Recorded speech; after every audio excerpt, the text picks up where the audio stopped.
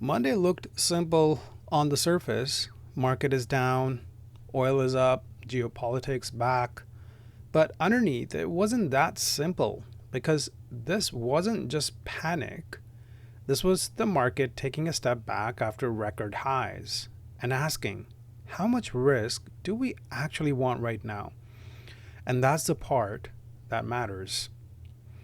Because today, nothing broke, but nothing really followed through either. So this wasn't fear, this was more like hesitation. So here's what actually moved things today. Oil. Oil pushed higher over 3%, and that changes the tone fast because once oil starts moving like that, you're thinking inflation, then yields, then pressure growth. The chain matters. That chain matters. Oil up, yields up, risk appetite cools. But here's what stood out. Gold didn't act like safe haven today. It actually dropped. So this wasn't just a clean risk off move. This was more about rates. The bond market got hit harder than stocks. And that's your signal. This isn't panic, it's just adjustment. Inside the market, this is where it gets interesting. Energy was the only real winner. Everything else, mostly red. But even inside tech, it wasn't just one move. We had Micron strong, Oracle strong, AMD weak. So, and Intel also weak. NVDA was flat. So again, this is not one clean trade. Money isn't leaving AI, it's rotating inside it. Memory names worked, hardware got hit, software held up. That's a different market than most people think. And AMD is key now because they report their earnings tomorrow. And today's move tells you expectations are already high. If it delivers, this can stabilize fast. If it doesn't, well, today probably wasn't the end of it. So step back for a second. The market is still near highs, but now you're seeing hesitation. You're seeing rotation. You're seeing pressure from rates. That's a different environment than last week. And this is where traders get caught. They see the market holding and assume everything is fine, but when follow through disappears, that's when mistakes happen. So really, going into tomorrow, there are three things that matter the most. Oil. The question is, does it keep pushing or calms down? Second is the yields. Do they keep rising? And earnings reaction, not the numbers, but the reaction. Because right now, the market is still strong, but it's no longer easy to trade. So levels. We looked at some of the levels yesterday, and those levels are still in play. Right? Those levels are still in play. We are still looking for the S&P 712.50 area to hold. As long as we're trading above 712 on SPY, the trend is still bullish. Every pullback is a possible buying opportunities. So as long as we're trading above 712, honestly, there isn't really much to worry about. But the moment we start trading underneath 712, then the dynamics may shift. But for now, it is just a pullback. And we'll keep considering it as a pullback until we are proven otherwise. Qs had, again, today, we were looking to see if there is some continuation in the Qs, and unfortunately, it just couldn't break through the 676 area. I just couldn't break through that. So, but again, it's still fairly bullish. I still have my target 665-ish. If we get any meaningful pullbacks to that area, that is still a buyable opportunity. That is, I mean, as long as we're trading above, really the first test on Qs is 664.50. As long as we're trading above that, we're good. So right now we saw a little bit of pullback from the resistance at 676, but right now the way I see it, this looks more like a channel bound. And until maybe some more earnings come out, maybe this will trade like this until AMD releases its earnings. But right now it just looks like channel bound, but you notice how it is still forming higher lows. So the trend is still intact. It's just a little pullback. But really the major area is 664.50. As long as we're trading above that, the trend looks good. Looking at the semiconductors here. Now, semiconductor is a little bit interesting because it has been trying to get past that 510 resistance, and I talked about this in the yesterday's video as well, that we're watching that 510 resistance. And look what happened. I mean, in the pre-market, it was actually up trading above 510, but look how it just literally just failed. And right now, the way I see it, I mean, the 510 has been tested way too many times for my liking. So either we're going to come do a deeper pullback, perhaps to 488.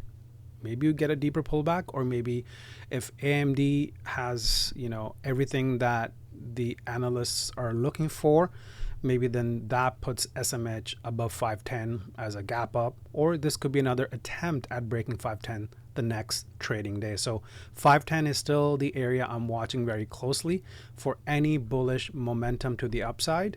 I want to see it trading above 510 and continuing above it. If it gets a pullback, any meaningful pullbacks, let's say around 488, I'm also paying very close attention to that. So looking at some of the other names that we looked at, and one of them was the, okay, you know what, today Oracle was strong, and this is one of the names that I ended up trading today. And it was a pretty simple test of the previous day high, which I was looking on Oracle. So this morning, Oracle gapped up above its key area of $172. And what I was looking for was any meaningful pullbacks into that 172 areas to go long, and my targets were 180 and then 184. Those were some of the targets I was looking at in Oracle, and this was probably not the cleanest of the setups, I would say. I mean, it was hard. It was hard to trade, and like I said, the market just didn't have that good of a follow through today. But software was strong. I'll show you Microsoft next, but overall software today were I wouldn't say strong, but they were definitely stronger than the hardware part of other AI names. So with the Oracle, there was a simple trade where I waited to see if we can get any meaningful pullbacks to 172. In this case, we also had our previous day highs sitting right above 172, so that added to the confluence. And when I saw that it held that previous day high, I just waited for a pullback, and we actually got a pretty nice entry on a flag setup here. And this is where I went long, and my first target was, obviously I was targeting 180.50 here, and my final target was 184. We didn't really hit 184, but I was able to scale into this move. But it was not easy trade. So that was one of the trades. So that was the trade on Oracle. And if you look at Apple, we looked at Apple yesterday, and Apple was kind of interesting because, again, we talked about this yesterday as well. Apple had this is the earnings gap here, and Apple had a triple top resistance at 280, and it just failed to close above 280. So today, when it opened, it tested the 280 again, but it got rejected at 280. But the good thing here is that it held 275, which is also one of the triple tops on Apple. So right now it just stuck between 280 and 275. So for a trade onto the long side, I definitely want Apple to be trading above 280. Unless it trades above 280, Apple, I don't really have a trade on Apple for the time being.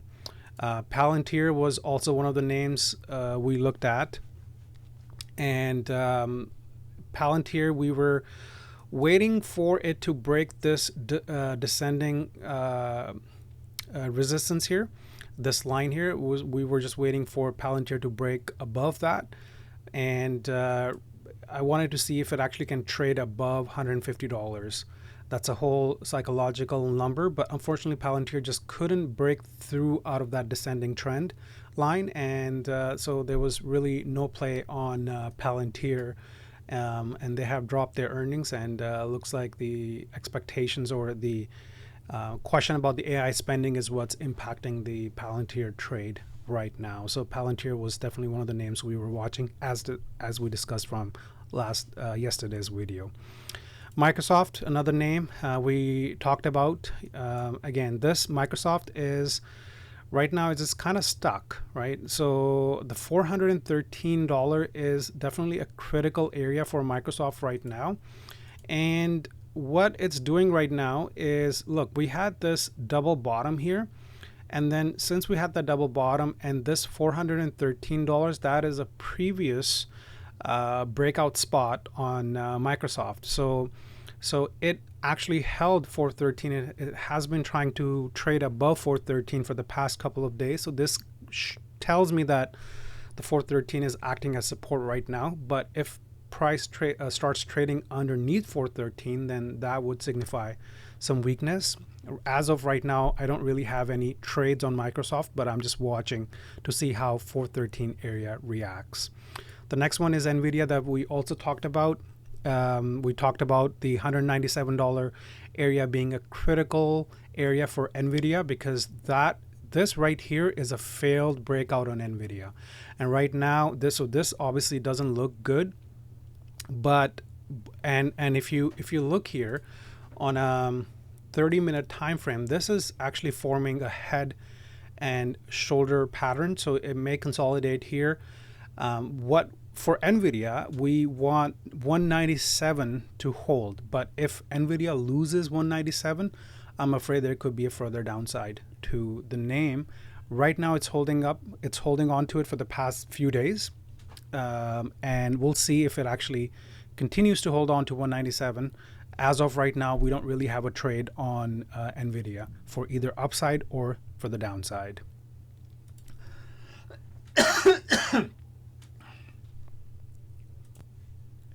Meta is the other name we also looked at. Right now, Meta is essentially weak. It has a weak price action, but just because it has weak price action doesn't mean we just take a trade. Right now, we have a couple areas we're watching on Meta. Meta does have some good support under 590, and there's resistance at 623.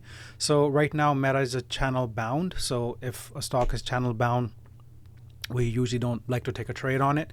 So right now it's just channel bound, and we're just waiting for a break to the upside or break below. But even if we get a break below, I am not looking to do any dip buys. If anything, I'm just looking for any shorting opportunities on Meta. But as of right now, there are none. The other name we looked at was Google. Google had a really nice push.